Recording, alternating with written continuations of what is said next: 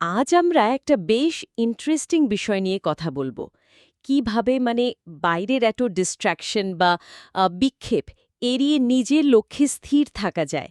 আমাদের কাছে একটা অডিও বুকের ট্রান্সক্রিপ্ট আছে, নাম focus on you until you win. এর মূল কথাটা খুব সোজাসাপটা আর শক্তিশালী।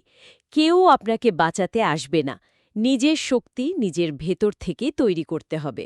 হ্যাঁ, এবং এই মেসেজটার আসল জোরটা শুধু মোটিভেশনে না, এটা আসলে একটা বেশ পরিষ্কার কাজের পথের কথা বলে, যে বাইরের লোকের অনুমোদনের অপেক্ষা না করে নিজের ভেতরের ক্ষমতা বাড়ানোর উপর জোর দিতে হবে। আজকের আলোচনায় আমরা দেখব এই উৎসটা ঠিক কিভাবে এই ধারাবাহিক চেষ্টা, মনোযোগ আর মানসিক দৃঢ়তার কথা বলছে। দারুণ! তাহলে চলুন একদম শুরু থেকে ধরা যাক। প্রথম যে আইডিয়াটা আসছে সেটা হলো প্রতিদিন নিজের যে বেস্ট ভার্সন বা সবচেয়ে শক্তিশালী রূপ সেটা তৈরি করার দিকে পুরো মনোযোগ দেওয়া। উৎস বলছে, জীবন তো কারোর জন্য অপেক্ষা করে না। সময় নষ্ট করা মানেই পিছিয়ে পড়া।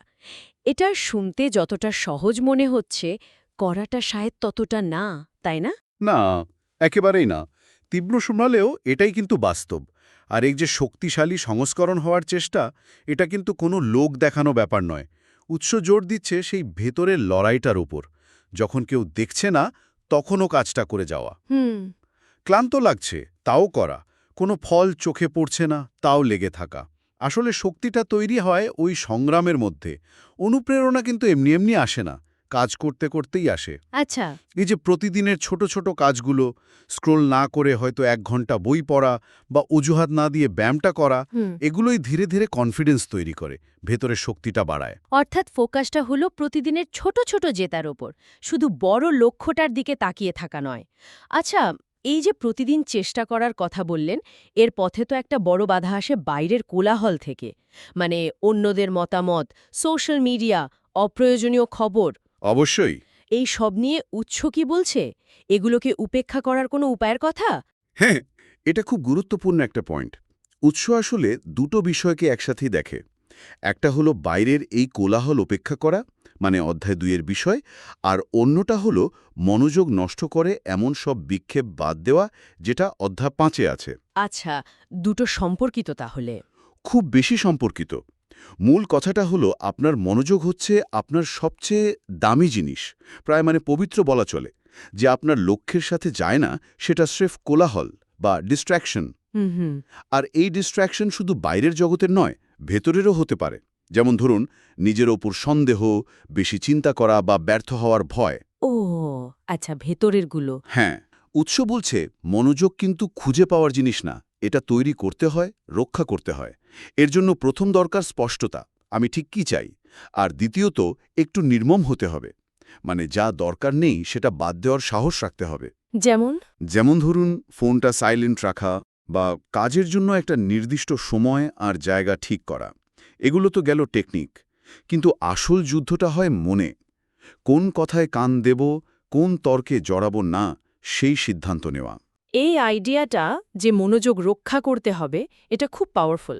তার মানে শুধু কাজ করলেই হবে না, কি করছি না বা কোথায় মনোযোগ দিচ্ছি না সেটাও দেখতে হবে। ঠিক। কিন্তু যখন কেউ নিজের লক্ষ্যের দিকে এতটা ফোকাসড থাকে, তখন তো আরেকটা সমস্যা হয়। বিশেষ করে যদি স্বপ্নটা একটু অন্যরকম হয়, তখন চারপাশের লোকজনের অবিশ্বাস বা সমর্থন না পাওয়া, এটা তো খুব কমন। একদম কমন।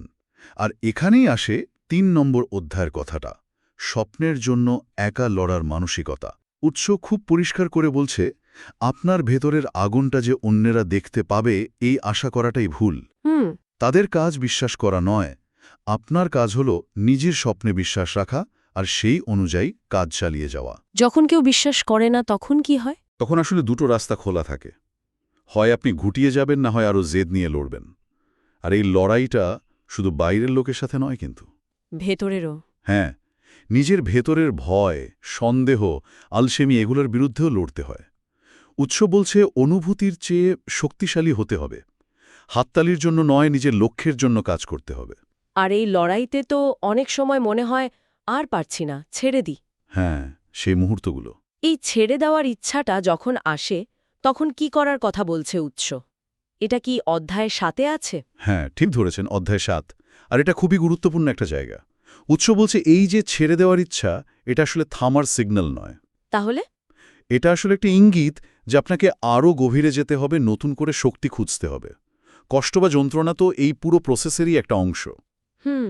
প্রায় সময়ই দেখা যায় যখন মনে হচ্ছে দেওয়ালে পিঠ ঠিকে গেছে, যখন হাল ছেড়ে দেওয়ার ইচ্ছাটা সবচেয়ে বেশি, তখনই আপনি আপনার লক্ষ্যের খুব কাছে চলে এসেছেন। তাই নাকি? হ্যাঁ, তখন অনুভূতি দিয়ে চালিত না হয়ে মনে করতে হবে কেন শুরু করেছিলাম, সেই প্রথমের কারণটা। ওই কারণটাই তখন আপনাকে ঠেলে নিয়ে যাবে।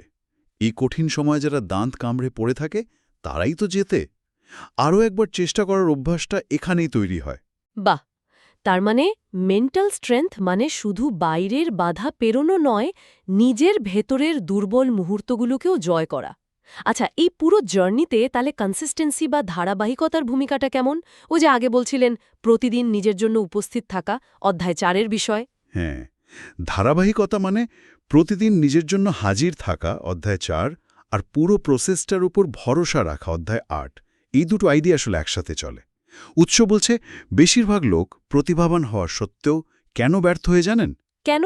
কারণ তারা ধারাবাহিক নয়। হয়তো খুব উৎসাহ নিয়ে শুরু করল, কিন্তু কিছুদিন পর আগ্রহ হারিয়ে ফেলল, বিশেষ করে যখন তাড়াতাড়ি কোনো রেজাল্ট দেখতে পায় না। এটা তো খুব সত্যি।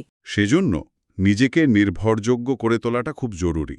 মানে শুধু অন্যদের কাছে নয়, প্রথমত নিজের কাছে। যদি নিজেই নিজের দেওয়া কথা রাখতে না পারেন, তাহলে আত্মবিশ্বাসের ভিড়টাই তো নড়ে যায়। আর ফলাফল যখন দেখা যায় না, তখন ভরসা রাখাটা তো আরও কঠিন হয়ে পড়ে। একদম। আর ঠিক এখানেই আসে অধ্যায় 8-এর কথাটা, প্রক্রিয়ার ওপর আস্থা রাখা। উৎস এখানে একটা খুব সুন্দর উদাহরণ দেয়, বীজের মতো। বীজ? হ্যাঁ, ধরুন আপনি বীজ পুঁতেছেন, রোজ জল দিচ্ছেন, যত্ন নিচ্ছেন, কিন্তু চারাগাছ দেখতে পাচ্ছেন না। তার মানে কি এই যে মাটির নিচে কিছুই হচ্ছে না? হচ্ছে তো, শিকড় গজাচ্ছে, ভিত তৈরি হচ্ছে। যা বাইরে থেকে দেখা যায় না। ঠিক, কিন্তু ঠিকমতো যত্ন চালিয়ে গেলে, ধৈর্য ধরলে একদিন ঠিকই অঙ্কুর বেরোবে। এই ইনস্ট্যান্ট রেজাল্টের আশাটা ছাড়তে হবে। ভালো জিনিস তৈরি হতে সময় লাগে। এই যে দিনের পর দিন কাজ করে যাওয়া, যখন কোনো ফল দেখা যাচ্ছে না, এটাই আসল পরীক্ষা। আর এখানেই ধারাবাহিকতা দরকার। এই অদৃশ্য পরিশ্রমটাই কিন্তু স্থায়ী সাফল্যের ভিত গড়ে তোলে। এটা একটা অন্যরকম দৃষ্টিভঙ্গি। মানে ফোকাসটা শুধু রেজাল্টের ওপর না রেখে প্রতিদিনের কাজ আর নিজের প্রতি কমিটমেন্টের ওপর রাখা।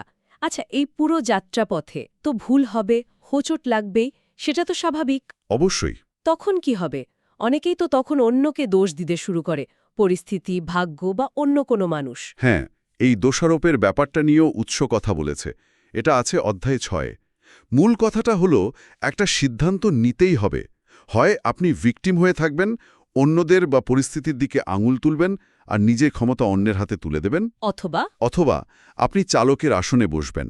নিজের জীবনের ভালো মন্দ, সাফল্য ব্যর্থতা সবকিছুর দায়িত্ব নেবেন। দায়িত্ব নেওয়া মানে কিন্তু নিজেকে বকাবকি করা নয়। তাহলে কি?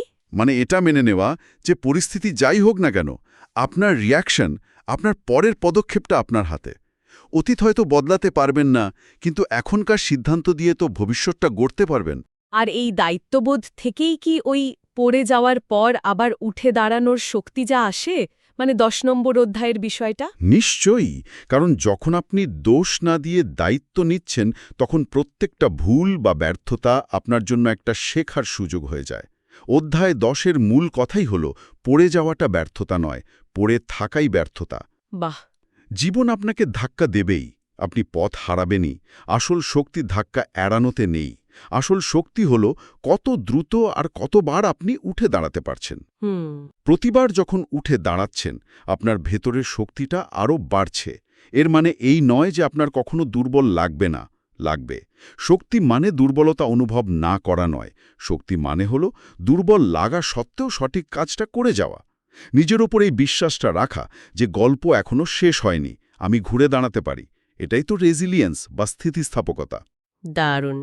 তাহলে পুরো আলোচনাটা যদি এক জায়গায় আনি, ব্যাপারটা দাঁড়াচ্ছে যে জেতা বা সফল হওয়াটা হঠাৎ করে ঘটে যাওয়া কিছু নয়। এটা একটা লম্বা, ভেতরের জার্নি। এর জন্য দরকার নিজের ওপর কড়া নিয়ন্ত্রণ, বাইরের কোলাহল থেকে মনোযোগ বাঁচিয়ে রাখা। হ্যাঁ, নিজের স্বপ্নের প্রতি একাগ্র থাকা, ব্যর্থ হলে আবার উঠে দাঁড়ানোর ক্ষমতা। এবং সবচেয়ে বড় কথা, ফল দেখতে না পেলেও রোজ নিজের সেরাটা দেওয়ার কমিটমেন্ট, তাই তো? একদম। আর একটা জিনিস খেয়াল করার মতো, এই সবগুলো নীতি কিন্তু আলাদা আলাদা নয়। ও, কিভাবে? এরা আসলে একে অপরকে সাহায্য করে। যেমন ধরুন, মনোযোগ ধরে রাখার ক্ষমতা আপনাকে ধারাবাহিক হতে সাহায্য করবে। দায়িত্ববোধ থাকলে ব্যর্থ হওয়ার পর দোষ না খুঁজে সমাধানের দিকে মন দেবেন, ফলে উঠে দাঁড়ানোর সহজ হবে।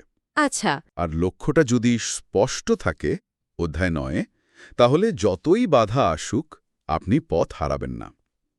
সব মিলিয়ে এটা একটা জীবন দর্শন, যেখানে বাইরের পরিস্থিতি কেমন তার চেয়ে বেশি গুরুত্বপূর্ণ হলো আপনি ভেতর থেকে কতটা নিয়ন্ত্রিত। জেতাটা হয়তো শেষ লক্ষ্য, কিন্তু এই পুরো যাত্রায় আপনি নিজে কি হয়ে উঠছেন সেটাই আসল প্রাপ্তি। খুব সুন্দরভাবে পুরো বিষয়টা গুছিয়ে বললেন। এই আলোচনাটা শেষ করার আগে শ্রোতাদের জন্য একটা প্রশ্ন রেখে যেতে চাই।